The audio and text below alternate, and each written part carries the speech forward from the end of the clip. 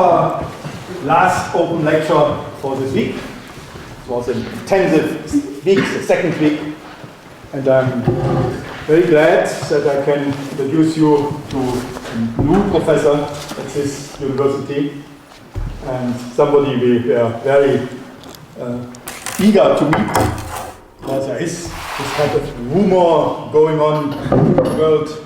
They say in Germany there's a new master/thinker on the way. So, and in America this work is translated, and that is unfortunately the only way the Americans pay attention to thinkers, because they can read it in English. And in many ways, as you know, Victor has last year already introduced us to this kind of very independent, very original thinking. And so, for me, I'm here open-minded, like you are, and let's hear Giorgio Agamben. Thank you.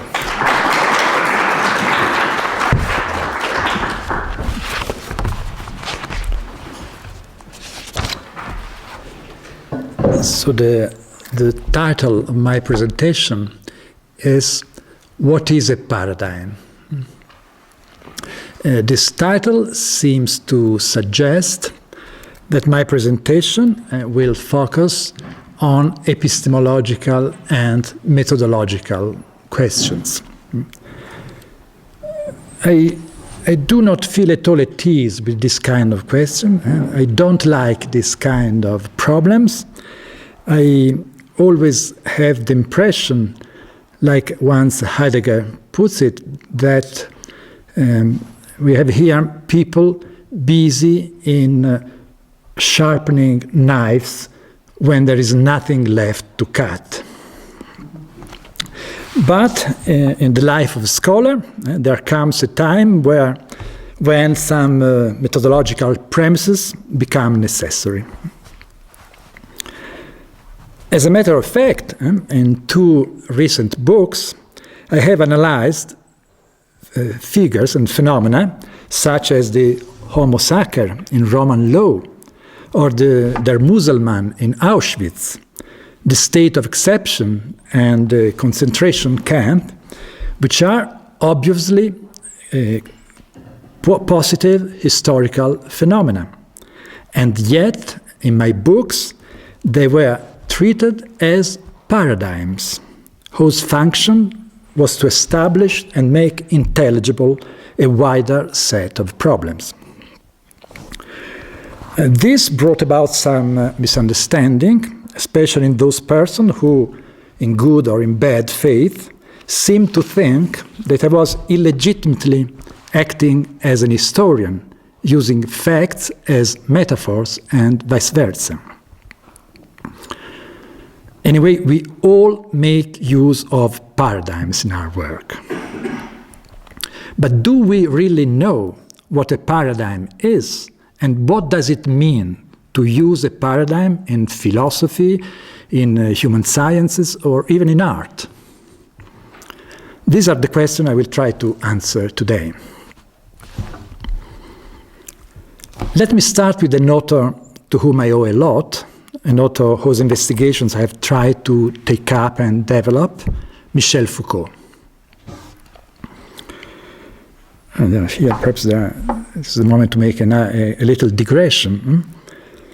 Feuerbach once wrote that the philosophical element in each work is its Entwicklungsfähigkeit, literally its capability to be developed.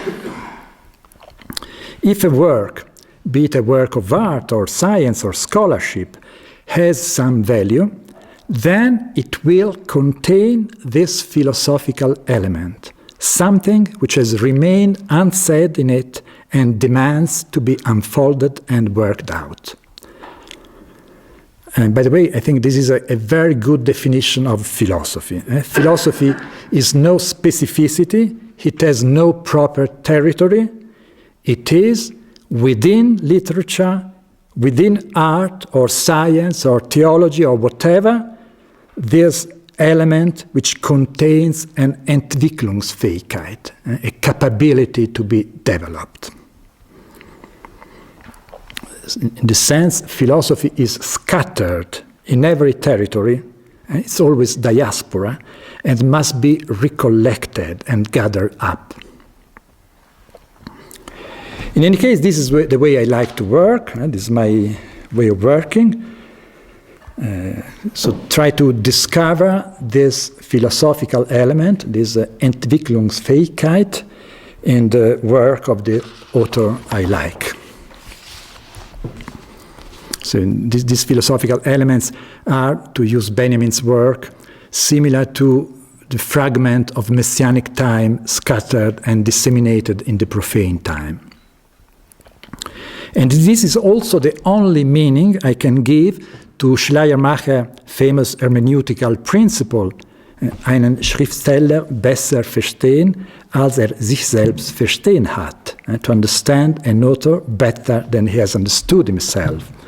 To me, this can only mean to find the Entwicklungsfähigkeit in his work, the point of the capability of being developed in his work.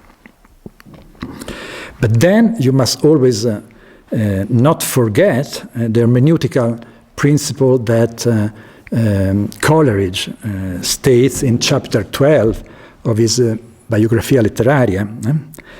Until, I quote, until you understand a writer's ignorance, presume yourself ignorant of his understanding. Ignorance stays here for what the author had to leave unsaid or undeveloped or potential.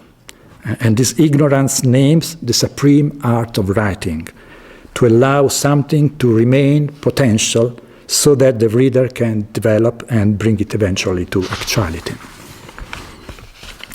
So, but let's go back to the point, so to Michel Foucault.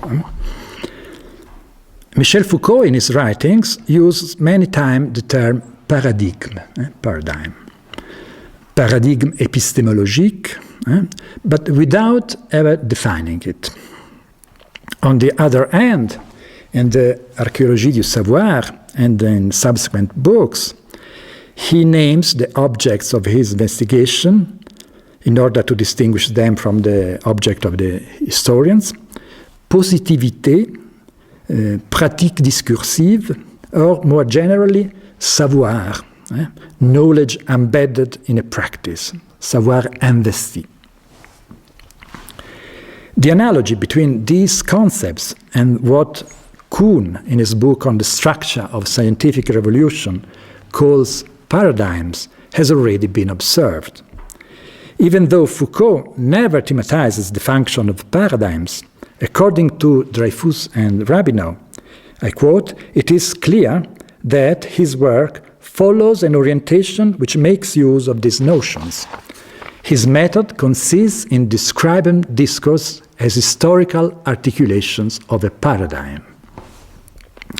And yet Foucault, who declares that he had read Kuhn's book, which he defines admirable et définitif, only after having finished Les mots et les choses, very rarely refers to it, and seems even explicitly to keep at a distance from it.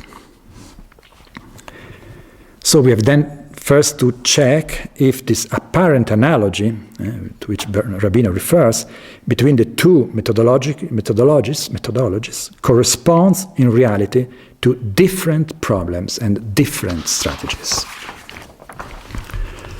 Kuhn acknowledges having used the term paradigm in two different meanings. In the first one, the paradigm designates what the members of a certain scientific community have in common, that is to say, the whole of techniques, patterns, and values shared by the members of the community.